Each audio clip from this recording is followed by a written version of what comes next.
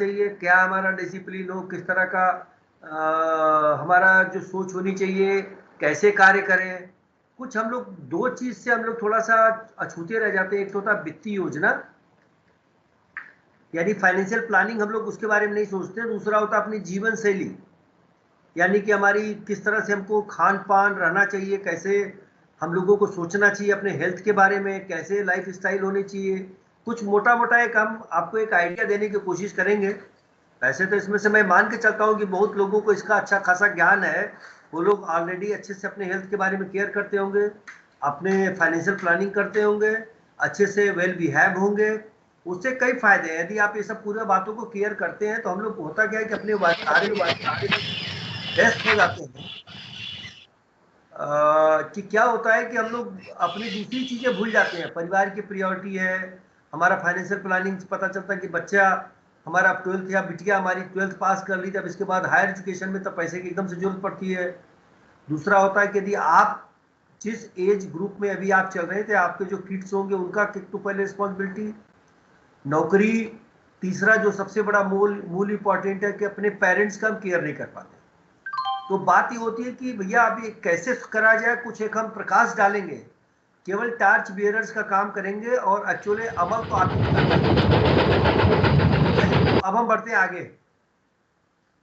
जो हमारा work ethics कहती है, जो मोटा मोटा पॉइंट हमने कलेक्ट किया है, एक तो अटेंडेंस आपकी कैसी होनी चाहिए, और प्रोडक्टिविटी में आपका क्या रोल होना चाहिए, वो क्या चीज है, कैरेक्टर किस तरह का हम लोग रखें अपने ड्यूटी प्लेस पर, और अपना ऑर्गेनाइजेशन स्किल क्या है, टीम वर्क किस तरह से करना चाहिए या उससे क्या फायदे हैं, कम्युनिकेशन कैसे करना चाहिए, अपनी बात को कैसे कहना चाहिए कि भाई हम चाहे वर्बल करें लिखित में करें।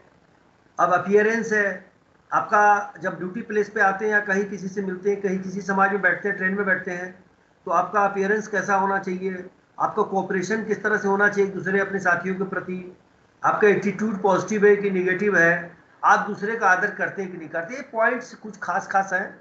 इसमें पहला मैंने वर्क एथिक्स ही पकड़ा, कार्य नैतिकता ही पकड़ा है। अब जैसे कि अटेंडेंस, ये देखा गया है कि कर्मचारी हो चाहे अधिकारी हो, यदि आपकी अटेंडेंस अच्छी रहती है तो आपको बहुत बढ़िया, आप ऑफिसर या अपने बॉस या अपने साथियों के बीच में गुड बुक में रहते हैं। अटेंडेंस बहुत मायने रखता है, इसलिए कृपया करके इसमें थोड़ा सा लापरवाही न करें। यदि आप 5 मिनट ड्यूटी प्लेस पर पहले आ जाते हैं तो वो रिस्पेक्ट अलग होती है, या लेट आते हैं तो थोड़ी अलग हो जाती है। और टाइम पे अपनी ड्यूटी करके ही निकलें। अटेंडेंस आपकी यदि क्लियर है, आप आते हैं, हाँ नो डाउट, यदि घर की रिक्वायरमेंट है, आपका हेल्थ अलाउ नहीं कर रहा है, तो आप जरूर लीजिए छुट्टी। सीएल इसीलिए दिया हुआ है, वीकली टेस्ट दिया हुआ है, आपको एलएपी दिया हुआ है, एचएलएपी दिया हुआ है, तमाम तरह की सिक लीव भी दी हुई है, तो आप अपना इस्तेमाल करिए, लेकिन रिक्वायरमेंट के हिसाब से। प्रोत्साहन देने के लिए गवर्नमेंट ने आपके 300 छुट्टियों का जो एक्यूमुलेशन का उसका पैसा देती है। एक्यूमुलेशन कर लेते हैं तो उसका पैसा भी मिलता है आपको। तो आपको थोड़ा सा ये सब चीज़ों पे अटेंडेंस को ध्यान देते हुए जितना हो सके करिए, अच्छी बात है। अगला है आपका कैरेक्टर।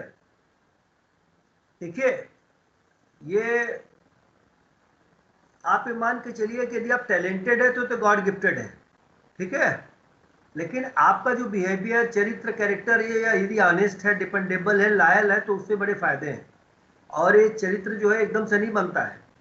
ये आपको ये देखिए, नीचे स्वामी विवेकानंद जी के मैंने 2 कोट को लिया है। एक अच्छे चरित्र का निर्माण हजारों बार ठोकर खाने के बाद ही होता है। अगला है, मनुष्य की महानता उसके कपड़ों से नहीं बल्कि उसके चरित्र से आकी जाती है। यानी कि यदि आपका कैरेक्टर अच्छा है, आपको लोग लाइक करते हैं, आप दूसरे के साथ अच्छे से व्यवहार करते हैं, अच्छे हैं, तो आपको पहले प्राथमिकता दी जाएगी। ठीक है। यदि आप बहुत टैलेंटेड है, बहुत ज्यादा नॉलेज है, आपको काम करने की आपको अच्छी क्षमता है, या आप नॉलेज अच्छी रखते हैं, अब आप आपका बिहेवियर है, जिसको बिहेवियर बोलिए, कैरेक्टर बोलिए, यदि आपका सही नहीं तो लोग लाइक नहीं करेंगे, फिर वो आपका फिर वो बेकार हो जाएगा। अरे यार ये बहुत ज्यादा तंग करता है यार, ठीक है नॉलेज तो है लेकिन इसका कैरेक्टर या जिसको बोलते हैं इसका एटीट्यूड इसका बड़ा गड़बड़ है यार, इसको तो हम लोग कोई भी लाइक नहीं करता। इवन यदि सुपरवाइजर कैटेगरी में यहाँ बैठा हुआ है, अपना जिसका चल रहा है, इसमें कुछ स्टाफ भी अपने हैं, तो आप कहिए कि यदि आपके साथ में आप उस स्टाफ को तवज्जो नहीं देंगे ज्यादा, ठीक है नॉलेज है लेकिन वो सुनता ही नहीं, काम ही नहीं करता, उसका कैरेक्टर ही ऐसा बड़ा चिपकर टाइप का है, तो यदि वो ऑनेस्ट नहीं है, डिपेंडेबल नहीं, आपको विश्वास नहीं कि आदमी पूरा ढंग से करेगा कि नहीं करेगा, या समय पे पूरा कर देगा कि नहीं पड़ेगा, जरूरत पड़ेगी तो कुछ समय रुक जाएगा कि नहीं रुक जाएगा, जिस समय जरूरत पड़े उस समय आप छुट्टी लेके बैठ गए, या लेट आ रहे हैं, या जल्दी भाग गए पूरा काम किए, तो ये ठीक नहीं है। ठीक है, अगला है टीम वर्क।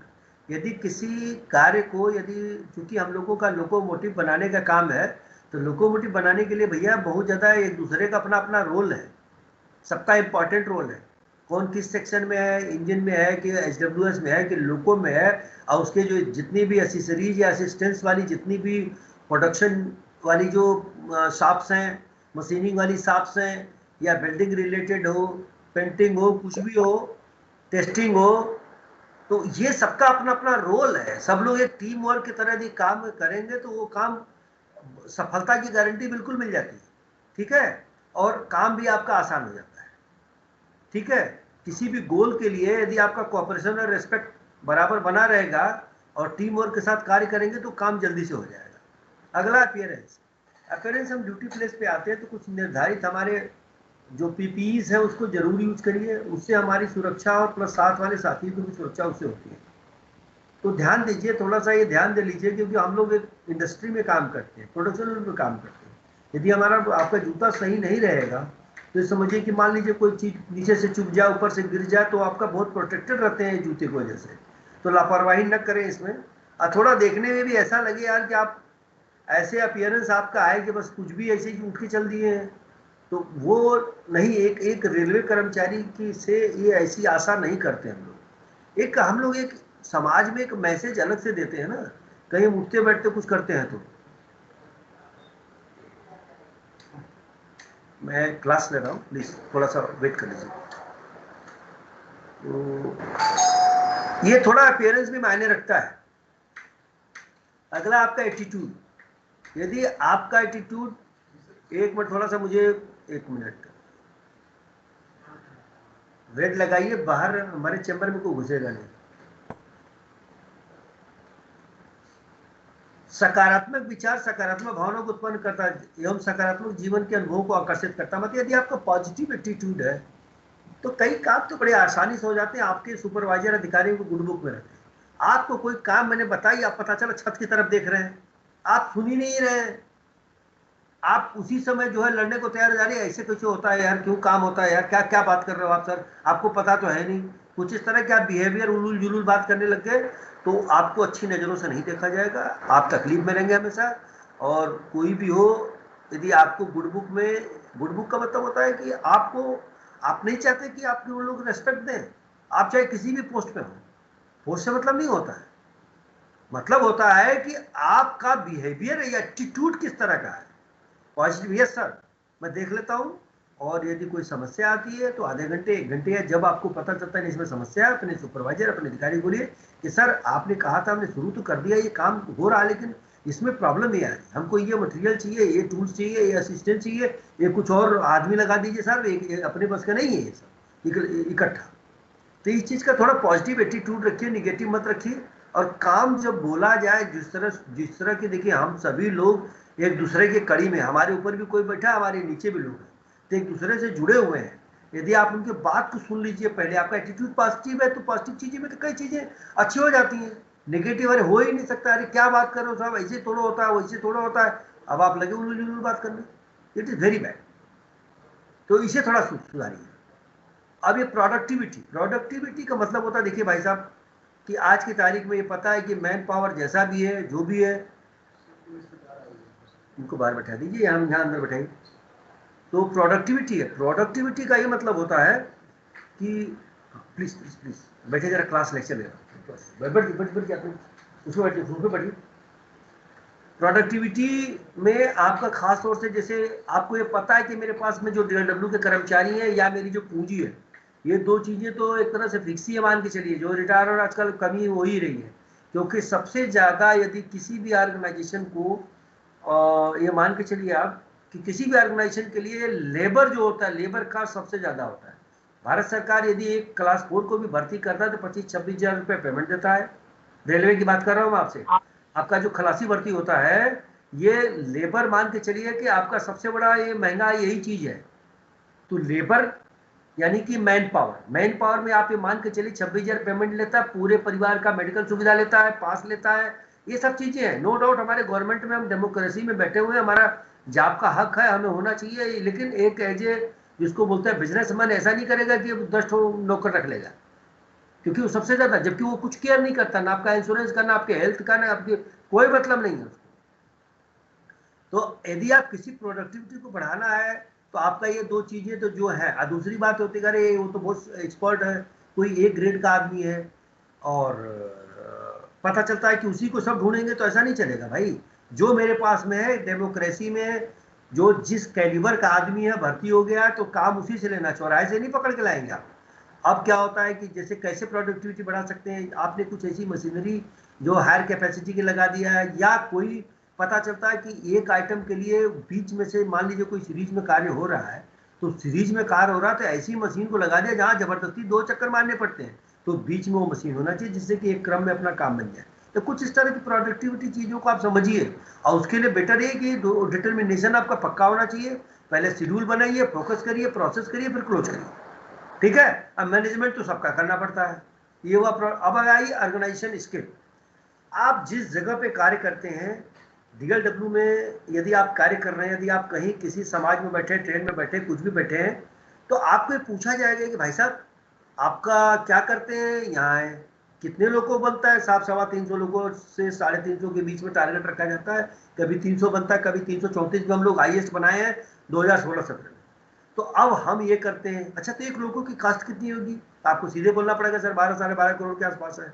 अच्छा तो कुल कितने कर्मचारी हैं, ये मैं आपको आपको जिस ऑर्गेनाइजेशन में आप काम कर रहे हैं उसका एक अलग ये जो पर्सनल टाइप के ये जो जो आम पब्लिक, एक रेलवे कर्मचारी, रेलवे सुपरवाइजर, रेलवे अधिकारी है, तो आपको ये ड्यूटी बनती है कि आपको अपने ऑर्गेनाइजेशन के बारे में जानकारी होना चाहिए, ठीक है। तो ये आपको बोलना पड़ेगा, ये जानकारी रखिए आप। कितने का बजट है सर, 5,000 करोड़ का बजट है। करीब कितना पेमेंट में चला जाता है सर, 600 करोड़ चला जाता है। करीब मटेरियल में कितना चला जाता है, करीब 4,000 करोड़ चला जाता है, और बच्चे कुछ जो आपके ओवरहेड चार्जेस का पैसा, बिल पेमेंट वगैरह करना पड़ता है, ठीक है। वैसे तो आपको बताया जाएगा कुल कितने एकड़ में है, कब बना था, क्या है, क्यों है, कैसे है, ये सवाल। दूसरा, आप जिस सेक्शन में हैं उसके पूरे सेक्शन को आपको जानकारी होना चाहिए, तो ये आपको ध्यान देना पड़ेगा, ठीक है। इसको आप ध्यान दीजिए। अगला, कम्युनिकेशन। यदि आप अपनी बात को कैसे कह रहे हैं, रिटन, वर्बल, विजुअल, आप इस चीज को, अपनी बात को, कुछ लोग क्या होता है कि अपनी मुद्दे की बात को ना बोल करके फालतू की पंचायत, फालतू का ऐसे जैसा निबंध जैसा लिख मारते हैं, अरे मुद्दे की बात करिए यार, क्या है। तो अपनी बात को कितनी बढ़िया कम्युनिकेट करते हैं आप, और कितने बढ़िया से आप ध्यान देते हैं, वो ज्यादा मायने रखता है, ठीक है। तो कृपया कम्युनिकेशन करते समय इन सब चीजों का ध्यान रखिए। अगला, कोऑपरेशन। कोऑपरेशन, ये जो सिंबॉलिक मैंने कुछ दिखा रखा है, एक पत्ती से दूसरे पत्ती पे किस तरह से एक दूसरे को कोऑपरेशन से, एक साथ कार्य करने से आप ज्यादा गोल प्राप्त कर सकते हैं, ज्यादा ले सकते हैं। तो एक दूसरे को कोऑपरेट करते हुए यदि आप कार्य करेंगे तो आपका काम भी बहुत आसानी से हो जाएगा। अगला, रेस्पेक्ट।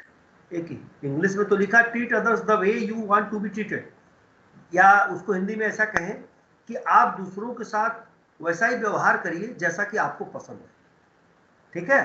तो आप एक दूसरे को, it's more than a word, ठीक है, एक शब्द ही नहीं है रेस्पेक्ट, इसमें बहुत कुछ है, तो आप ध्यान दीजिए।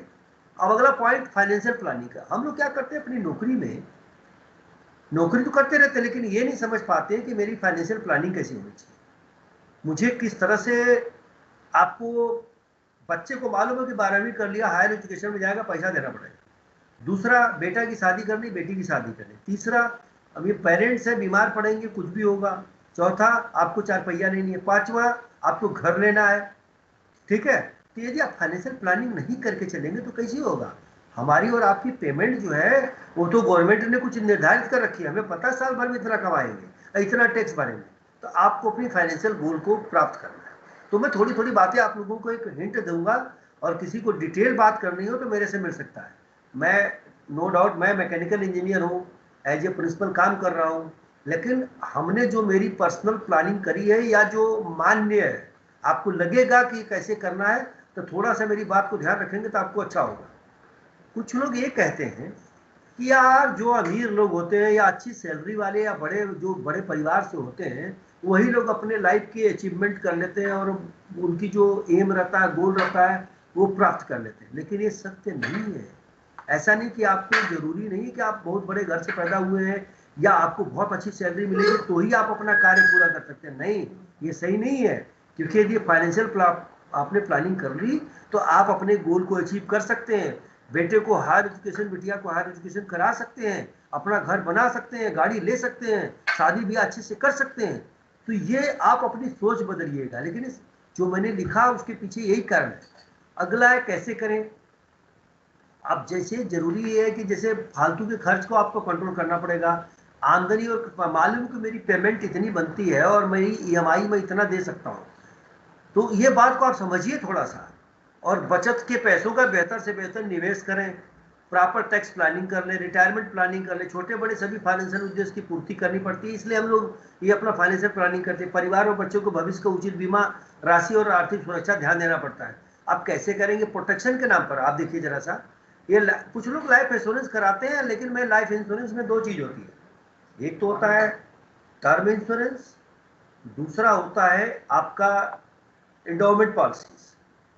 हम ये देखें कि 99% लोग एंडोमेंट पॉलिसी लेते हैं और खासतौर से खुश तब हो जाते हैं जब 5 साल की मनी बैक ले लेते हैं। ये इंश्योरेंस का मैं उसे मतलब बुराई नहीं करूंगा, लेकिन इतना जरूर कहूंगा कि आपको जो सब्जबाग दिखाता हो कि 5 साल में इतना मिल जाएगा, 15 साल में इतना मिल जाएगा, 10 साल में, 20 साल में इतना मिलेगा, कृपया करके अपने दिमाग में एक चीज रख लीजिए। Always remember that life insurance is never an investment और टैक्स सेविंग इंस्ट्रूमेंट। आप इस चीज को ध्यान दे लीजिए कि इंश्योरेंस जो होता है ये आपका, ये जो है इन्वेस्टमेंट का कोई तरीका और टैक्स सेविंग का इंस्ट्रूमेंट नहीं है। ऐसा मत सोचिए आप। क्योंकि आप 20 साल तक जिस पैसे को लगातार देते हैं, आपको मालूम है कि आपका एक तो पहले एंट्री लोड और दूसरा होता है कि उसमें उनके कितने चार्जेस काट के तब जो आपका पैसा बचता है उसको इंश्योरेंस में रखते हैं। और मेरे को नहीं लगता कि कोई चीज आप 20 साल तक यदि आप 1000 रुपया भी महीने करके करें और उसको किसी प्रॉपर स्कीम में डाल दें तो आपको बहुत बेनिफिट होगा, रेदर देन कि आप इंश्योरेंस में करें। वैसे हम लोग गवर्नमेंट के कर्मचारी हैं, हमारा ऑलरेडी सिक्योर्ड है, हम लोगों को कई तरह की गवर्नमेंट ने सुविधाएं दे रही है। तो यदि लाइफ इंश्योरेंस 1 करोड़ का कराना है और आपकी उम्र 35 से 40 साल के बीच में है, तो आपको ये मान के चलिए 6 से 7 हजार रुपये साल के देने पड़ेंगे। और उसको भी आप मंथली कर सकते हैं कि मैं 6-7 हजार रुपये जो साल का वो आपका जो प्रीमियम आएगा उसको आप मंथली कर लीजिए, उसमें से बांट दीजिए। तो ये पैसा तो आपको नहीं मिलेगा, लेकिन यदि आपको कुछ हो जाता है तो टर्म इंश्योरेंस में आपको 1 करोड़ का यदि आपने करा रखा है तो 1 करोड़ रुपये आपकी फैमिली को मिलेगा। एंडोमेंट पॉलिसी में ऐसा नहीं है, ध्यान दीजिएगा। उसका एकदम टोटली वो अलग है, उसको आप अलग समझ के लेते हैं। और ये थोड़ा सा दुर्भाग्य अनफॉर्चुनेट है कि लोग टर्म इंश्योरेंस न करा के एंडोमेंट पॉलिसी लेके बैठ जाते हैं। अगला चलिए, अपने पास कुछ इमरजेंसी फंड जरूर रखिए जानबूझ करके। अभी तो गवर्नमेंट ने बोल रखा है कि 2 लाख रुपए अपने पास में नगद रखिए, लेकिन मैं 2 लाख को आपको प्रेफर नहीं करूंगा, मना करूंगा। आप कम से कम 20,000, 30,000, 25,000, अरे भैया किसी का एक्सीडेंट हो जाए, किसी के मैयत हो जाए तो कफन के पैसे और क्रियाक्रम को पैसे कुछ तो होने चाहिए, जेब में कैश होना चाहिए। ध्यान दीजिएगा, कभी आपका एटीएम नहीं चलता, कभी कुछ हो जाता, कभी कुछ हो जाता, बिना पैसे के वो दिक्कत हो जाती है। दूसरा अगला पॉइंट है इन्वेस्टमेंट प्लानिंग कर लीजिए। Wealth creation for retirement, child education, marriage, dream holiday etcetera. गाड़ी चाहिए, 2 पहिए चाहिए, 4 पहिए चाहिए, आपको तो पैसा होना चाहिए नहीं, लेकिन एकदम से आप कैसे प्लानिंग करेंगे? हम कुछ बातें करेंगे, हम आपको कुछ यहाँ पे छोटा सा 15 साल का एक दिखा रहे हैं, कैसे कैसे करके आपको ये पिछले 15 साल का दिखा रहे हैं। ये आपको पता है आपका जो सेविंग अकाउंट में केवल 3.5% ब्याज मिलता है, ठीक है? और आपका ये देख लीजिए पीपीएफ में ये वेरिएबल है, गवर्नमेंट इसकी जब मर्जी 8.26 भी देगी, 7.6 भी देगी, ये कम बेसी करती रहती है। अगला पॉइंट है ये देख लीजिए फिक्स एफडी में डाल दीजिए तो वो बहुत करेगा, 7.06। ये बैंक टू बैंक थोड़ा सा फर्क पड़ता है, इतना ही मिलेगा, ठीक है? 15 साल का मतलब रिटर्न की बात कर रहा हूं आपसे, तो आप थोड़ा आगे बढ़िए। अब यदि आपने अपने पैसे को 1 लाख रुपए को 15 साल के लिए कहां कहां डाला है तो कितना मिलेगा? एक पिछले, चूंकि अभी क्या है 2017 सितंबर तक का है, ठीक है? तो ये आप सोच लीजिए, यदि आप सेविंग अकाउंट में डालेंगे तो केवल 1.67 लाख मिलेगा एक 15 साल में। यदि एफडी करेंगे तो 2.79। जैसा लगा आप देख रहे हैं ना, थोड़ा सा अभी रियल एस्टेट की हालत बहुत खराब हो गई है, रियल एस्टेट में जब से ये रेरा लग गया है, और भी कई चीजें हैं कि कैश कितना दे सकते हैं, रजिस्ट्री कराते समय आपको बड़ा ध्यान देना पड़ेगा। तो ये थोड़ा आजकल डूबा हुआ है, ब्लैक कलर में कर रखा है, ये चीज ठीक नहीं है। गोल्ड भी पता चला कि 7-8 साल तक 30,000 से 32,000 33,000 रुपए तक 10 ग्राम का था, एकदम से आज 50 पहुंच गया, 51 पहुंच गया। तो ये बड़ा अनसर्टेन टाइप का है। अब आते ही सेंसेक्स, S&P BSE और सेंसेक्स। ये सेंसेक्स में मैं आपको शेयर ट्रेडिंग की बात नहीं करूंगा, फिर भी इसमें इतना पैसा मिला हुआ है, लेकिन हम कुछ और बात करेंगे। अब आइए आप इन्वेस्टमेंट करने का तरीके। अब आप देख लीजिएगा, हमने फिक्स डिपॉजिट करते हैं तो आप फिक्स्ड रिटर्न वाली बात करते हैं, FD है, पोस्ट ऑफिस की स्कीम्स है, PF है, PPF है, एक तरीका फिक्स टाइप का। वेरिएबल में क्या है, इक्विटी में कोई आप म्यूचुअल फंड ले लेते हैं या स्टॉक मार्केट में डालते हैं। गोल्ड का भी लोग सोचते हैं कुछ कुछ, लेकिन गोल्ड एक ऐसी चीज है कि इसका बहुत ज्यादा खासतौर से लेडीज लोग इसका बड़ा विशेष ध्यान देती हैं, और वैसे भी गोल्ड को बड़ा सुरक्षित माना गया, लेकिन ये भरोसा नहीं है। आज 51,000 रुपये गोल्ड दिख रहा है, कल भरोसा नहीं है, ध्यान दीजिएगा। कमोडिटी में, स्टॉक मार्केट वगैरह में हम आपको प्रेफर नहीं करेंगे, क्योंकि हम लोगों का फील्ड नहीं है, उतना समय नहीं है और उतनी जानकारी नहीं है। रियल एस्टेट में मैंने आपको पहले बोला, अपना ये घरौदा होना चाहिए, एक छत होनी चाहिए, उसके लिए ध्यान दीजिएगा। तो उसमें ये बिजनेस करने के पॉइंट ऑफ व्यू से सोच समझ के भैया, कम से कम रियल एस्टेट का जो बिजनेस करने जाता है, घर का वकील होना चाहिए, घर का पुलिस वाला होना चाहिए, और बड़ी दबंगई होना चाहिए, कि नॉर्मल आदमी करे, शरीफ आदमी का धंधा नहीं है, ध्यान दीजिएगा। अब अगला चलिए, अब हम आते हैं आपको, हम यहाँ पे जैसे अब कहते हैं म्यूचुअल फंड आप डालिए। म्यूचुअल फंड क्या चीज होती है? म्यूचुअल फंड ऐसी चीज होती है कि तमाम हजारों कंपनियां, लेकिन उसमें से आपकी अलग अलग कंपनियां, टॉप 30 भी हैं, अलग अलग हैं, तो निफ्टी अलग अलग चीज है। तो लेकिन आप ध्यान दीजिएगा, आज की तारीख में एक गवर्नमेंट ने मैंडेटरी कर दिया है कि आपके एक यूनिट की वैल्यू, जैसे मान लीजिए कि हमने 1,000 रुपया पर मंथ करना है जमा, उसकी SIP करनी है। SIP का मतलब होता है systematic investment plan, systematic investment plan, ठीक है। मंथली करते हैं, क्वार्टरली करते हैं, हाफ ईयरली करते हैं, या ईयरली करते हैं। लेकिन मंथली, हम चूंकि सैलरी पेड हम लोग हैं, तो मंथली ऑटोमेटिकली एक बार ऑटो डेबिट का फैसिलिटी लेते हुए उसमें एक बार आप साइन कर दीजिए चेक पे, तो ऑटोमेटिकली 1,000 रुपया किसी म्यूचुअल फंड में जाएगा। म्यूचुअल फंड वो चीज है कि एक यूनिट की वैल्यू, मान लीजिए आज की तारीख में 10 रुपया है, तो 2 महीना बाद उसके हो सकता है 11 भी हो सकता है, 9 भी हो सकता है, ये ऊपर नीचे होता रहता है। आप क्या करिए, ये मान के चलिए आपकी मिनिमम 10 से 12%, 12% तो मिलता है। आप PF में डालिए, PPF में डालिए, मैक्सिमम डालिए, लेकिन 8.26, 8.6 या 7.9, 7.6 गवर्नमेंट जो डिसाइड करेगी मैक्सिमम वही मिलेगा, ठीक है। लेकिन हमने जो बोला 10 से 12% मिनिमम, 12 नहीं है। मैं तो कहता हूँ कि किसी किसी चीज में आपने वो डनलप टायर का ही एक केस है, यूट्यूब पे कहीं डला हुआ, आप देखेंगे किसी का है कि कोई बंदा भूल गया था, उसके वो देख लीजिएगा, आप लोग को समझ में आ जाएगा, तो कई सौ करोड़ रुपए उसको मिले थे, क्योंकि कुछ समय के लिए 20 साल में, 15 साल में, 10 साल में इसकी बहुत ज्यादा वैल्यू हो जाती है। अब MRF का था सर, वो MRF का था। MRF, सॉरी, MRF मतलब वो हमने वीडियो देखी थी, बहुत पहले देखी थी। तो MRF में उसने, उसके दादा ने छोड़ दिया था, बाद में वो कोमा में चला गया था, तो उसके बेटे की भी डेथ हो गई। लेकिन उसका जो पोता था, उसने उनको पता नहीं सेवा करते करते उसका जो है, उनकी मेमोरी वापस रिकवर हो गई थी, बोलने लग गए। तो फिर बताए, बेटा 230 मेरा करोड़। यहाँ पड़ा हुआ है। तो इसके बाद उसने फोन किया, जो ये CNBC शायद चैनल कहीं है, उस पर उसने फोन करके जब पूछा, तब उसने बोला मेरा ये फोलियो नंबर या ये चीज है। तो उसके बाद में पता चला कि उसकी कितनी वैल्यू, एकदम उसको इमेजिन नहीं हो रहा था कि इतने करोड़ रुपए। तो ये चीजें 230 अलग करोड़ सर, है। 230 करोड़ बताया था सर उसने। 230 करोड़ बताया था ना, सोचिए 230 करोड़ आज की जी तारीख जी जी में कुछ सर। मायने रखती है, आप समझ रहे हैं। जी तो ये है मामला। चलिए अब हम बताते हैं इक्विटी म्यूचुअल फंड, डेब्ट म्यूचुअल फंड और ये बैलेंस है। मान लीजिए आपने 5 साल तक के लिए 1,000 रुपया करके 12,000 रुपया महीने सालाना किया है। तो ये जो आज आपने 11 रुपया में खरीदा, 10 रुपया में कभी 9, कभी 12, कभी 15, कभी 20 तक जाएगा, 25 तक जाएगा, वो डिपेंड करता है। तो आपका जो 10 रुपये के जो आज आपने खरीदा है, तो 5 साल बाद यदि आप उस क्वाइन को बेचने जाएंगे, तो आपको उस दिन का रेट मिलेगा। दूसरी चीज, साल भर के बाद में म्यूचुअल फंड्स में क्या होता है कि आपका एग्जिट लोड 0 है। साल भर के अंदर यदि आपको पैसा निकालना है, तो 0.5 से 1% तक आपका एग्जिट लोड लगता है, ठीक है। अब आगे मैं इसका कुछ एग्जांपल दूंगा, आपको समझाने की कोशिश करूंगा।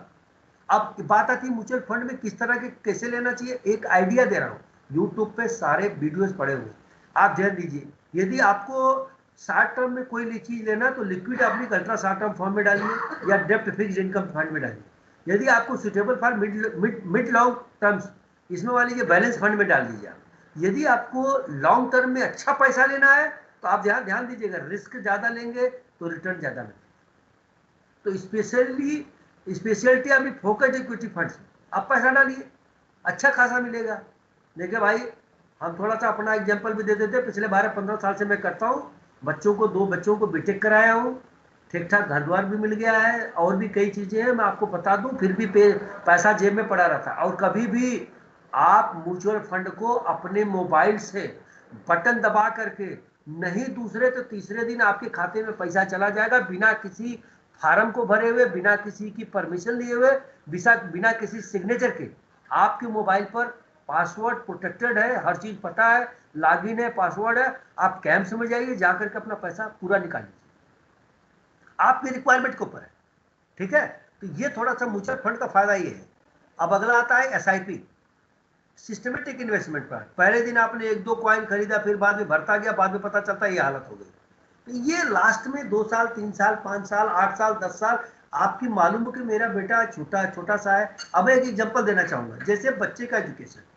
यदि आपने बच्चा मान लीजिए 5 साल का है, आपने 5,000 रुपया भी महीना आपने एसआईपी कर दी, सिस्टमेटिक इन्वेस्टमेंट प्लान मंथली। और यदि आपका बच्चे का 18 साल में मालूम है कि हायर एजुकेशन में जाएगा, यदि मैं 12% ही मान लेता हूं रिटर्न मिलेगा, तो आपको 18.79 लाख रुपया मिलेगा। आप समझ लीजिए आप इस बात को। अगला है आपके बच्चे का मैरिज। यदि मान लीजिए आपका बच्चा मान लीजिए 5 साल का है, 5,000 रुपए की आपने एसआईपी कराई है, और आपने 24 साल में उसकी शादी करने जा रहे हैं, 12% ही मान लेता हूं, तो आपको मिलेंगे 43.76 लाख।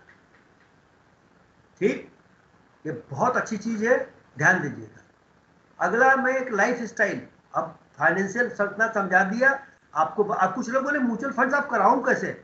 आपकी सैलरी बैंक में जाती है, बैंक के मैनेजर को बोलिए मुझे कुछ एसआईपी करनी है, म्यूचुअल फंड में पैसा डालना है। अभी गवर्नमेंट ने आपका डीए रोक रखा है, लेकिन जब डीए चालू रहता है तो आपको साल में 3 बार पेमेंट बढ़ती है। मैं कहता हूं एक बार का खा लीजिए, लेकिन 2 बार का तो एसआईपी करके दीजिए म्यूचुअल फंड में। अरे चलिए 2 बार नहीं तो एक बार एक तो करिए, तो अगले 10 साल में आप 10 तरह का, 5 साल में 5 कम से कम मिनिमम ले लेंगे। यदि 2 बार का पैसा डालते हैं तो 10 आपकी एसआईपी चालू हो जाएंगी। घर में जितना पैसा आएगा सब खर्चा करूंगा। तो थोड़ा ध्यान दीजिए आप बात को। तो आप अपने बैंक मैनेजर को बोलेंगे तो ऑटोमेटिकली आपको बता देगा, आपको पूछेगा आपको किस पर्पज के लिए चाहिए, 4 पहिया लेना है, गाड़ी लेनी है, आपको अपने बच्चों का हायर एजुकेशन के लिए लेना है, उनकी शादी के लिए लेना है, कुछ और काम है तो वो बता दीजिए, वैसा आपको बता देगा प्लानिंग हो। हाँ, इक्विटी में यदि आपने पैसा डाला तो देखो भैया उसमें रिस्क जरूर होता है, लेकिन बेनिफिट भी ज्यादा रहता है। ठीक है, अब मैं स्वास्थ्य की बात कर लेता हूँ थोड़ा सा, ये अंतिम टॉपिक मेरा स्वास्थ्य है। स्वास्थ्य के बारे में बात कर लेते हैं। दुनिया भर का हम लोग सोचते हैं, लेकिन अपने स्वास्थ्य के बारे में ध्यान दीजिएगा। आप लोग जिस एज ग्रुप में हैं, 3 रिस्पॉन्सिबिलिटी है। एक तो बच्चों की, दूसरा आपकी खुद की, आपकी नौकरी की, आपके लाइफ पार्टनर की, और तीसरा जो है मूल है, जो हम लोगों का चरित्र संस्कार साथ देता है और रखना चाहिए, वो जरूर करना चाहिए, इसीलिए हम इंडिया में रहते हैं, कि अपने पेरेंट्स का। ठीक है, तो 3 तरह के, यदि ऐसे में आपका हेल्थ ने गवाही नहीं दिया तो समझिए बेकार है। अब मैं एक छोटा सा वीडियो दिखाऊंगा, कृपया करके इसे जरूर देखिएगा और सुनिएगा।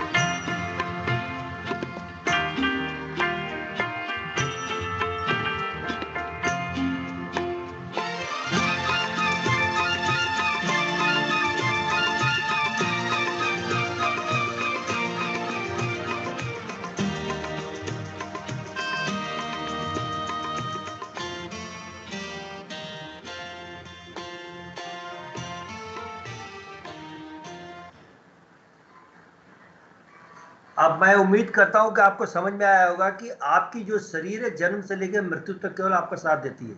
ये तो कहने के लिए कि ये माता है, ये पिता है, ये बेटा है, ये बेटी है, बीबी है, ये रिश्तेदार है, नातेदार है, मित्र है, लेकिन आपकी शरीर ही आपका जिंदगी भर साथ देती है। इसलिए इसका विशेष केयर करिए, इसका विशेष ध्यान दीजिए। इस पर थोड़ा सा मैं लाइट डालूंगा, थोड़ा थोड़ा, ज़्यादा समय हो रहा है। एक तो पहले आपका दिनचर्या क्या होना चाहिए, सुबह मैं उम्मीद करता हूँ कि टाइम से आप लोग अच्छे से उठ जाते होंगे। अब जल पीना, कुछ लोगों को ये हमेशा क्वेश्चन रहता है कि पानी कितना पिए। तो देखिए हमने एक आपको ये बना रखा है, इसकी जो पावर पॉइंट प्रेजेंटेशन है आप संजय जी से ले सकते हैं। इसमें देखिए यदि आपका वजन 72 kg है तो आपने देखा होगा कम से कम हमको मिनिमम 8 गिलास पानी पीना चाहिए। अब गिलास में पानी कितना होना चाहिए, 200 ml, ये एक स्टैंडर्ड है। तो 200 ml का यदि गिलास का 8 गिलास मिनिमम आपका 72 kg पर पानी पीना चाहिए, ये मिनिमम है, ध्यान दीजिएगा। आपका कितना वेट है, कितना गिलास पानी दिन भर में पीना चाहिए वो आपको ध्यान देना पड़ेगा, ठीक। अब आप सोच जाना, फिर प्रातः घूमना। प्रातः घूमने से फायदा क्या है आप जरा ध्यान दीजिएगा। आंखों के लिए देख लीजिए, हार्ट के लिए आपका है, सब लिखा हुआ है। आपका नीज, घुटने, जिनके ज्वाइंट लुब्रिकेट होते रहते हैं चलने से।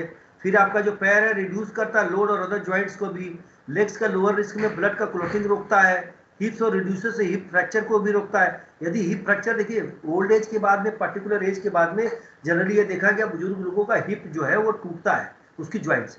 बैक पेन से रिलीफ मिलता है, ब्रेन इंप्रूव करता है, ठीक है, मूड को। ये पिछले पैदल सुबह या शाम जरूर चलना चाहिए। अगला बात है आपका व्यायाम करना।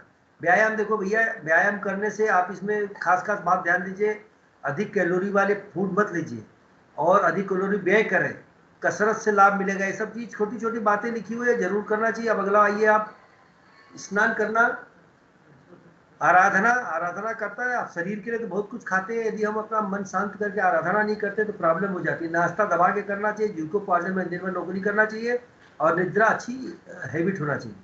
अब अगला पॉइंट है, अब जैसे कि लाइफ स्टाइल से रिलेटेड बीमारी क्या क्या शारीरिक क्यों होती है, कारण क्या है। आप यदि फिजिकल एक्सरसाइज या फिजिकल आप नहीं कुछ करते मेहनत, तब प्रॉब्लम होती है। अनियंत्रित दोषपूर्ण खान पान है, मदिरा है, अल्कोहल, धूम्रपान, तंबाकू, ड्रग, गांजा, भांग, तनाव, नकारात्मक, बहुत ज्यादा टेंशन लेते तो भी प्रॉब्लम होती है।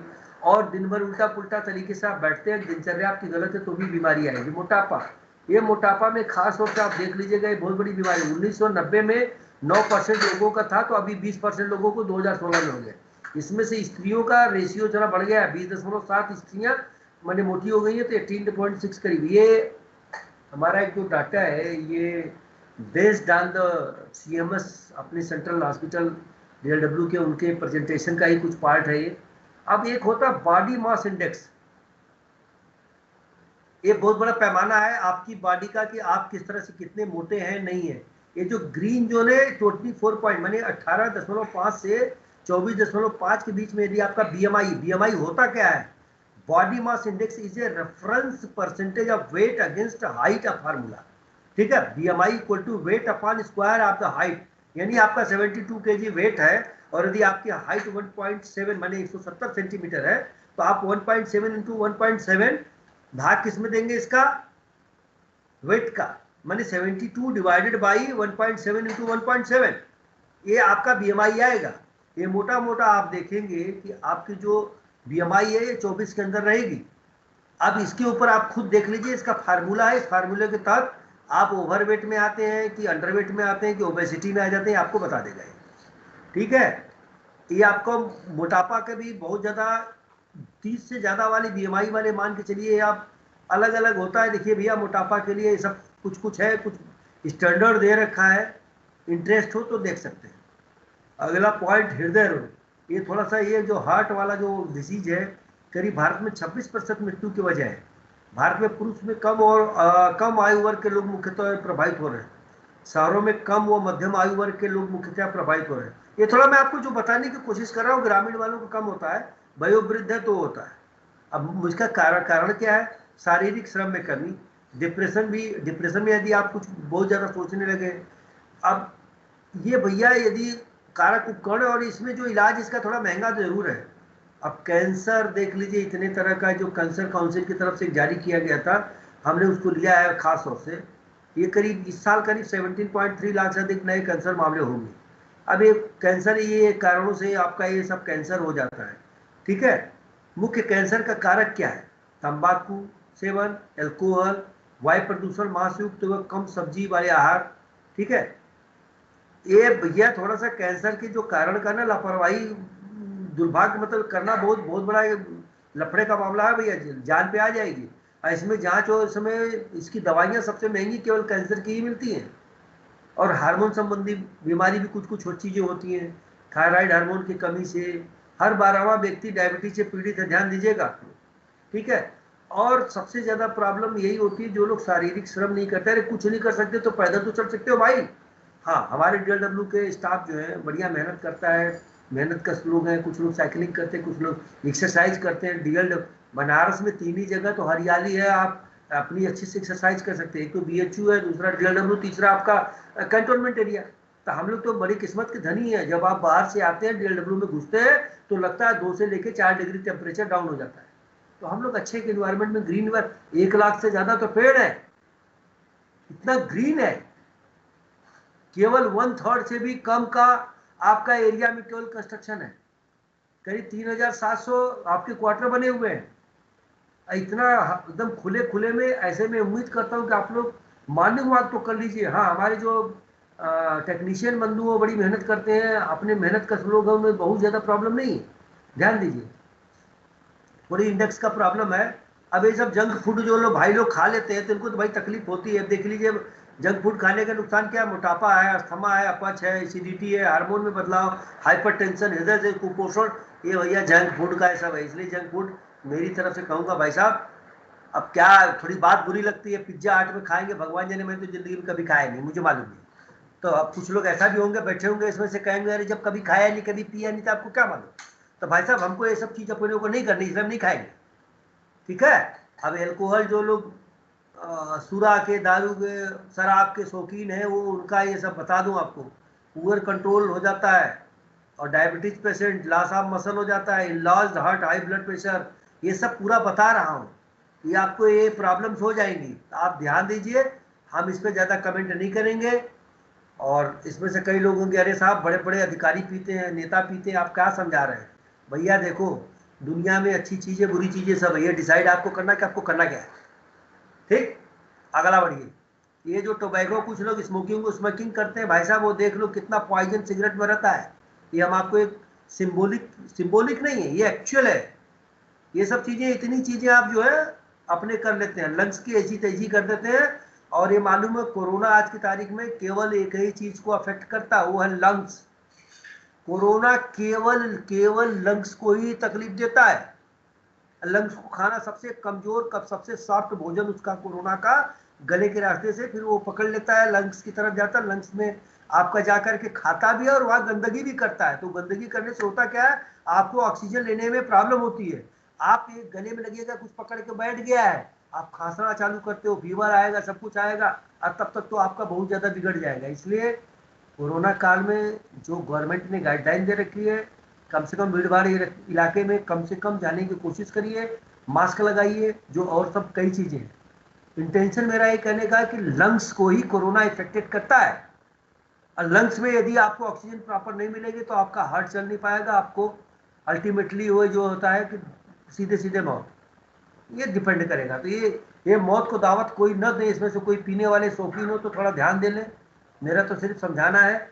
अब कई तरह के लोग बैठे होंगे, हो सकता है कि कभी पिया है नहीं साहब, आपको मालूम क्या है, ठीक है। तो थोड़ा ऐसे लोगों से तो मैं नहीं समझा सकता हूं, क्योंकि वो लाइलाज बीमारी है। वो राम रावण के जमाने से लेकर के, और चाहे मोहम्मद साहब 670 ईस्वी में पैदा हुए, उसके बाद से कितना समझाने की कोशिश करते हैं। कई धर्म हमसे अलग हुए, अलग हिंदू ओरिजिन तो वही है, बाद में सब धर्म होते गए, कोई जैनी बन गया, कोई बुद्धिस्ट बन गया, कोई मुस्लिम बन गया, कोई अलग अलग, सब लोग धर्म के पालन करने वाले हैं। लेकिन सबकी तरफ से ये नहीं कहा गया, कई धर्मों में तो बना है, ये सब बैन है, ठीक है। आप, मेरी तरफ से एक शिक्षा है, एक समझाइश है, आप लोग खुद समझदार है, ठीक है। अगला बढ़ते हैं। तनाव यदि आप लेंगे तो पाचन क्रिया कमजोर होगी, प्रतिरक्षा, आपका जो इम्यून सिस्टम कमजोर होगा, याददाश्त कमजोर होगा, उम्र बढ़ने की प्रक्रिया तेज होगी, वजन बढ़ेगा, बाल गिरेंगे, अस्थमा का अटैक होगा, नींद को नहीं आएगी, हार्ट की समस्या होगी, सिर दर्द होगा। इसलिए तनाव न ले तो ज़्यादा अच्छा है। और मैंने आपको पहले इसीलिए वीडियो दिखाई कि शरीर आपका जन्म से मृत्यु तो केवल वही साथ देने वाले, उसके साथ अत्याचार करेंगे तकलीफ आपको ही होने वाली है। अगला है, आप यदि कहीं योगा करते हैं, कसरत बहुत लोग करते हैं हमारे, बड़ी अच्छी बात है, ये बॉडी के लिए फ्लेक्सिबिलिटी है, हमारे किसी भी धर्म जाति से इसका रिलेशन नहीं है। हमारे मुस्लिम बंधु लोग इसको जो अपनी जो नमाज पढ़ते हैं, पार्ट टाइम भी जाते हैं, जो एक तरह से पोस्चर अलग अलग क्रिएट करते हैं, ये बेसिकली एक तरह के टाइप ऑफ, मैं ऐसा कह रहा हूँ, पता नहीं वो कहाँ तक सत्य है नहीं है क्या है, ये एक तरह का टाइप ऑफ योगा, या योगा करना किसी जाति धर्म से नहीं है। इतने विश्व में जो हम लोग मनाते हैं, अब हर एक वर्ष आजकल योगा दिवस मनाने चालू किए हैं, उसमें आपने देखा होगा कि हमारी मुस्लिम कंट्री बहुत ज़्यादा आगे बढ़ चढ़ के भाग लेती हैं। ठीक है, यदि आप योगा करते हैं तो आपकी फ्लेक्सिबिलिटी बढ़ती है, इंक्रीजेस क्या, flexibility, body strength, stamina, feeling of wellness, positive attitude, energy level बढ़ेगा, मेमोरी पावर बढ़ेगा, कंसंट्रेशन बढ़ेगा। और क्या रिड्यूस होगा योगा करने से, एंजाइटी और स्ट्रेस जो कम होगा, डिप्रेशन टेंशन कम होगा, वेट कम होगा, ब्लड प्रेशर कंट्रोल रहेगा या रिड्यूस होगा, शुगर कोलेस्ट्रॉल लेवल का, टेंशन इन मसल्स में कम होगा, पेन इन जॉइंट्स में होगा। हमारी बात को कहते हुए ये सब इसीलिए कहा गया, थोड़ा थोड़ा ये मान के चलिए कि कम से कम ये मोटा मोटा 30 मिनट का समय तो दें, हफ्ते में 5 दिन तो करें। ठीक है, जबरदस्ती नहीं कि 1 घंटा करें, ये डेली नहीं कि 7 दिन करें, यदि 7 दिन करते द बेस्ट, लेकिन कम से कम 5 दिन करिए। ठीक है, ये कुछ 150 मिनट एक हफ्ता में मिनिमम आप करिए। ठीक है, और 150 मिनट भी हफ्ते में कर लेते हैं तो आपको 30% तक कार्डियोवैस्कुलर व कैंसर में मृत्यु की कमी करेगा। ठीक है, और शारीरिक श्रम भी एक अति आवश्यक जरूरत औषधि है। थैंक यू भाई।